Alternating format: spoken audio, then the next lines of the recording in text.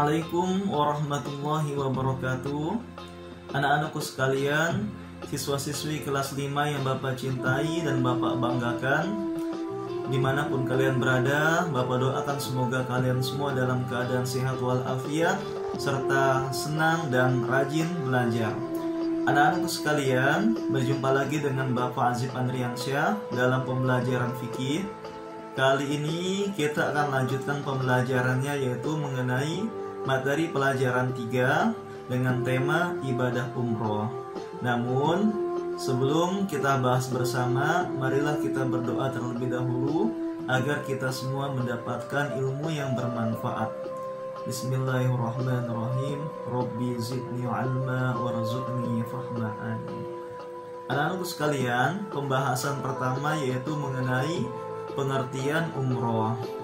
Umroh secara bahasa artinya adalah berkunjung, sedangkan umroh secara istilah artinya adalah berkunjung ke Ka'bah untuk melakukan serangkaian ibadah dengan syarat-syarat yang telah ditetapkan.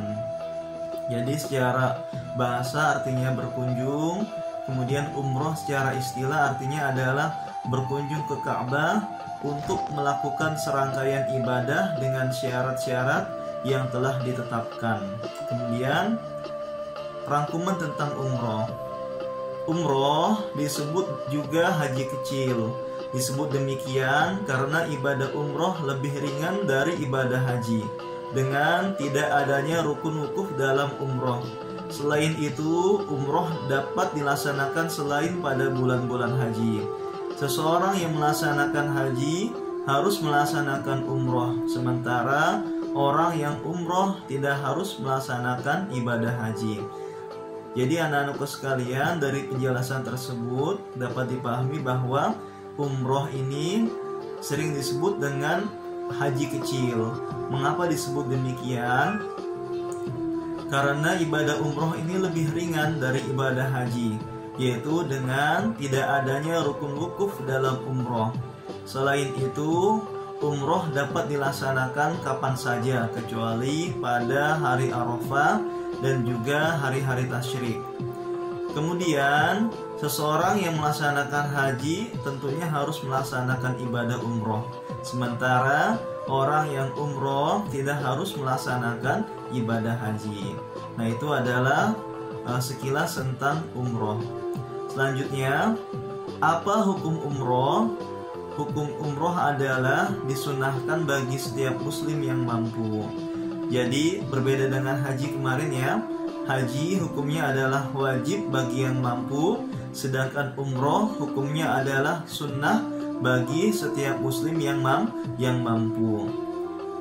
Kemudian, kapan waktu pelaksanaan umroh? Nah, ini mengenai waktu pelaksanaan umroh ya anak-anak. Umroh dapat dilakukan kapan saja, kecuali pada hari Arafah, yaitu tanggal 10 Zulhijjah, dan hari-hari tasyrik, yaitu tanggal 11, 12, dan 13 Zulhijjah. Kemudian mengenai dalil perintah umroh, terdapat dalam Quran surah Al-Baqarah ayat 196, yaitu wa atimul hajja wal umrata lillah, yang artinya dan sempurnakanlah ibadah haji dan umroh karena Allah. Kemudian mengenai tata cara umroh. Tata cara umroh yang pertama adalah niat. Jadi setelah memakai pakaian ihram, bacalah niat ihram, yaitu sebagai berikut: labbaik Allahumma umrah.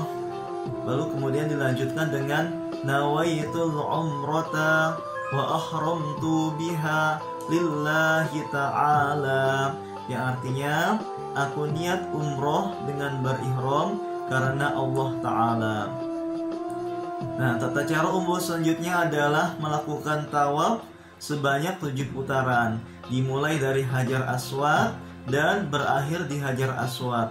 Lalu setelah tawaf, sholat 2 rakaat di belakang Maqam Ibrahim. Di sini ada gambarnya Maqam Ibrahim yang ada panahnya itu, yang seperti kurungan bergambar berwarna emas ya anak-anak, itu adalah Maqam Ibrahim. Kemudian setelah sholat 2 rakaat di belakang makom Ibrahim, kemudian pergi ke dekat keran air Zam-Zam untuk minum. Selanjutnya, tata cara umroh selanjutnya adalah sa'i, yaitu menuju ke Safa dan Marwah untuk melakukan sa'i sebanyak 7 kali. Kemudian tahallul. Selesai melakukan sa'i, maka gundullah rambut kalian atau pendekkan atau cukur rata. Adapun wanita, potong rambut sendiri dengan gunting yang dibawa. Dan terakhir yaitu tawaf wada atau tawaf perpisahan.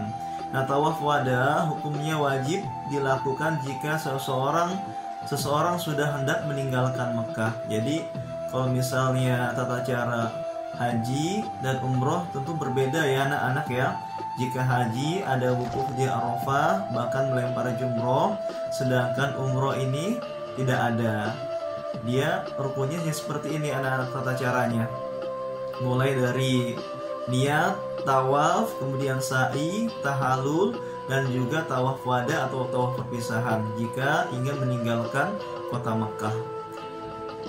Nah, kemudian di sini ada perbedaan haji dan umroh apa saja. Yang pertama yaitu mengenai waktu ya. Jika haji dimulai dari bulan Syawal sampai dengan Zulhijjah, tepatnya pada tanggal 10 Zulhijjah ya anak-anak, sampai dengan 13 Zulhijjah. Jadi kalau misalnya haji dimulai dari bulan Syawal sampai dengan bulan Zulhijjah, sedangkan umroh ini bebas kapan saja kecuali pada hari Arafah dan juga hari tasyrik. Kemudian niatnya tentu berbeda antara niat haji dan juga niat umroh. Kemudian mengenai rukun haji dan umroh, perhatikan. Jika di haji terdapat rukun wukuf di Arafah, sedangkan umroh tidak ada wukuf. Kemudian mengenai hukumnya, jika haji adalah wajib bagi yang mampu, sedangkan umroh adalah sunnah bagi yang mampu.